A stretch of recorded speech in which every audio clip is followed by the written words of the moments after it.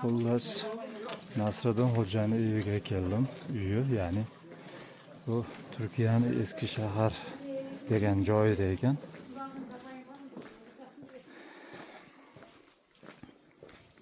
Shu yerda yashagan ekan.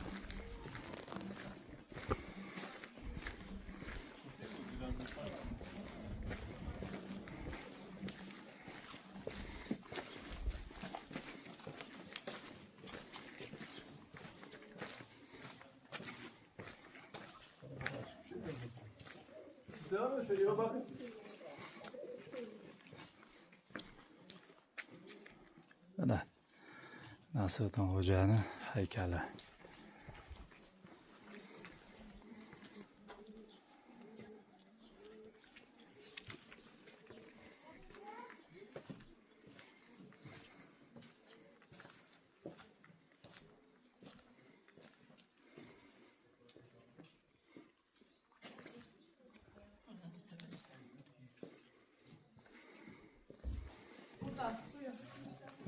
Burada mı güzel? Teşekkür ederim.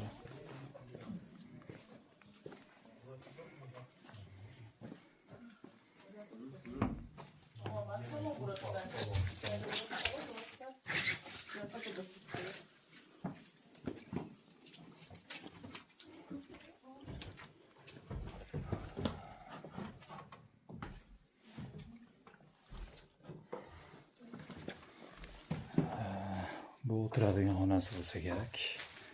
Salon deydimi, nima deydi? Salqin ekan. Qoyil, o'sha payt shunday qurilgan uylar, bizda ham shunday. Haqiqatdan ham o'sha paytda atmosferasi bor, hidi, ya'ni hidi qolgan. Endi qachon yashagan bilmaymiz. 200 yil oldinmi, 300 yil oldinmi, 150 mi? Ammo o'sha paytda hidi bor uyda. Ya'ni odam his qiladi o'sha hidni. Ya'ni boshqa joyda bu hidni hech hidlamaganmiz desam ham bo'ladi.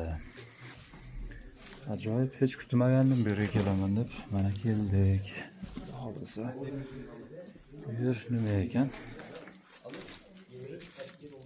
Bu yer ham o'tiradigan bir joy. Ajoyib. Maza qilib o'tirsa bo'ladi. Hozirgi zamonda ham o'tirsa bo'ladigan joy.